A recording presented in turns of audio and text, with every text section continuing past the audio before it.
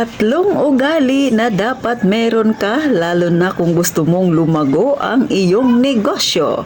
Malaki man o maliit na negosyo kagaya ng kay Ate Tintin, pero syempre kailangan mo pa rin ito, Sisi. So ano ba ang tinutukoy ni Ate Tintin?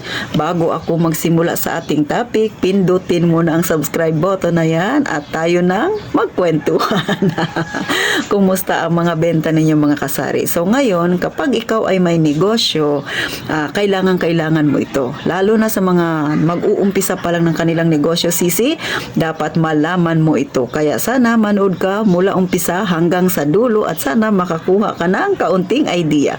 So alam niyo mga kasari, kapag may negosyo ka, number one na meron kang ugali ay dapat masipag ka. O yung sipag mo, syempre, magkasama yan sa tiyaga. O, dapat masipag ka, matyaga ka, lalo na sa pamimili ng paninda mo, sa pamimili ng produkto na ititinda mo. Syempre, pag namimili ka, naghahanap ka ng magandang quality. Hindi lang basta magandang quality, kundi afford ng iyong customer. O, lalo na sa palengke, di ba? Sibuyas, kamatis, bawang, at kung ano-ano pa na nabibili sa palengke na pwede mong ibenta sa iyong sari-sari store. Kung sari-sari store man ang negosyo mo. So doon kasi mas nakakapili ka. Pwede ka pang humingi ng tawad o ganun para mas makamura ka. At syempre mas lalo pang malaki ang kikitain mo kapag marunong kang tumawad o ganun lang mga kasari. Sa grocery store naman, magaling kang mamili ng mga promo na yan. Kung baga, sa mga promo kasi mas kikita ka ng malaki. Kaya kapag ikaw talaga ay may sari-sari store, yung kasipagan o ano man ang iyong negosyo, huwag mong aalisin yan sa iyong katawan, yung pagiging masipag na yan at saka matyaga maghanap. Lalo na kapag may tindahan ka, mabisi talaga sa totoo lang ang may tindahan. Maliit man yan o malaki, lalo na kung yung tindahan mo ay maraming tao. So sabihin ko sa iyo, Sisi, parang hindi ka na makaupo kasi bising-busy ka. Lalo na kung ang tindahan may kagaya dito sa amin, ang mga tao dito mahilig sa ripak-ripak. Ay, maghapon kang magripak-ripak. Kaya nga, pag may tindahan ka, dapat talaga yung kasipagan ay nandyan palagi yan. Bawal ang tatamad-tamad. O, ganun lang yun, Sisi. Number 2, na dapat meron kang ugali kapag may negosyo ka, dapat masinop ka. Masinop ka sa yung kinita sa pinagbentahan ng iyong mga paninda. O bakit? Yang pagiging masinop, Sisi, ay makakatulong ng malaki yan sa'yo. Kasi nga, syempre, pinagpaguran mo yung pera na yan. Huwag kang maging masipag sa pamimili sa online. O, kapag masipag ka sa tindahan mo, masipag ka ring mamili sa online, wala ring mangyayari sa iyong kinita. Kaya dapat bilhin lang ang kumbaga yung kailangan mo lang. Bilhin lang yung para dyan sa tindahan mo, para dyan sa negosyo mo, at kung sa tingin mo ay meron ka naman talagang sinasahod dyan sa iyong tindahan, katulad kay Titintin, may sahod ako, syempre, kung bumibili man ako ng para sa akin, sinisigurado ko na kailangan ko yun, hindi dahil sa gusto ko lang. So, dapat ganun, ha? Tandaan, huwag maging masipag sa pamimili sa online, ha? Huwag maging masinop sa mga gamit na pinang-o-order mo. Maging masinop ka sa pera na pinaghirapan mo dahil mahirap kitain ang pera, Sisi. Number 3 at panghuli na dapat meron ka, mga kasari-sari test, dapat palaipon ka. O baka may magsabi, Ate Tintin, nag-iipon naman ako. Kaso, hindi ko rin talaga maiwasan ang paggastos. Aba, mas unahin mo ang pag-iipon. O katulad sa akin, Sisi, dati ako ganyan din. Nakakaipon naman ako nung ako ay nagtatrabaho pa.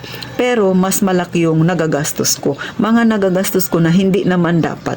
Katulad ng labis na pagkain. O, di ba? Busog ka na. Pero may nakita kang masarap na pagkain. Gusto mong tikman. O, di ba?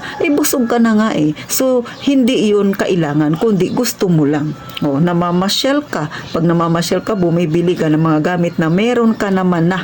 O, katulad ng sapatos, tsinelas, meron ka naman na. Hindi naman marami ang paa mo para sabay-sabay mong suotin yun, di ba? So, yun ay luho na lang. O, walang masama kung magkaroon ka ng luho, pero siguraduhin mo mas marami kang naipon na pera kesa naipon na pinangbili mo ng gamit na luho mo lang. Tapos hindi mo naman nagagamit. Pagkatapos pagka medyo nasisira na dahil hindi mo naman nga nagagamit, itatapon mo lang. So nagtatapon ka ng pera. Yan kasi minsan talaga mga sisi. Katulad ng mga damit na yan, di ba? Tambak-tambak na yung damit mo dyan sa lagayan. Hindi mo naman sinusuot kasi nasa tindahan ka lang palagi. So iwasan. Ang mas maganda, mag-ipon ng pera. Kasi yung tindahan, hindi yan palaging maganda ang kita. Katulad nga ng sinasabi ko palagi sa inyo, katulad kay Ate Tintin, yung isang buwan ng June na yan ay sobrang tumal. Kung mayroon kang ipon, at least matumal man, chill ka lang. O diba? Ganun lang mga kasari. At saka, iwasan talaga yung paggastos ng sobra na hindi naman kailangan. Kasi nga, minsan kung may negosyo ka, iniisip mo, araw-araw naman akong kumikita at itin, araw-araw naman ako nagkakapera. Oo, kasi meron kang negosyo. Pero paano kung humina ang benta? O di wala kang hawak, tapos ang sipag-sipag mong mag-order sa online. So yun ang pinakamasaklap na katotohanan. Kaya dapat, kung ikaw ay masipag, dapat yung sipag mo gamitin mo sa tindahan lang, hindi sa sipag sa pag-order sa online. Dapat ikaw ay masinop sa pera na iyong kinita, hindi sa masinop sa pinangbibili mo na gamit, tapos yung pinambabayad mo galing naman dyan sa iyong negosyo, o di ba? Ang sinop-sinop mong ipunin yung mga pinamili mo na yan na hindi naman kailangan ng iyong negosyo.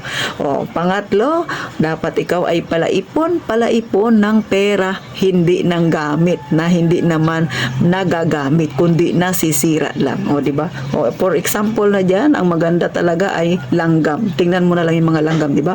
Pag tag-init, banat sila yan, ipon ang kanilang pagkain. Para pag tag-ulan, relax lang sila, chill lang sila. So, tayo ganun din. Habang maganda ang kita, ipon lang ng ipon. Kasi pag nagkasakit ka, at least meron kang madudukot. Hindi ka dudukot doon sa pera ng iyong tindahan. Kasi pag nangyari yan, lulubog sigurado ko ang iyong negosyo. So, hanggang dito na lang. Sana kahit papano nakakuha kayo ng kaunting idea kay Ate Tintin para mas lalo pang mapalago ang inyong negosyo. Tandaan ang tatlong ugali, maging masipag, maging masinop, at syempre dapat panatilihin mo ang pagiging palaipon, kasari ha. Huwag titigil sa pag-iipon. Kahit na nakamit mo na yung gusto mong halaga, mag-ipon pa rin ang mag-ipon. Dahil ang buhay natin ay hindi mo alam kung saan ka kailan nasa baba at kung kailan ka nasa taas. Hanggat nasa taas ka ngayon, mag-ipon ng mag-ipon. Para kung dumating man ang pagkakataong nasa baba ka naman, may mahuhugot ka. So paano? Hanggang dito na lang mga kasari. Huwag kalimutang mag-subscribe kay Ate Tintin at sana magkita-kita tayo sa susunod na vlog. At syempre pa, gaya ng palagi kong sinasabi, mag-iingat kayong palagi mga kasari.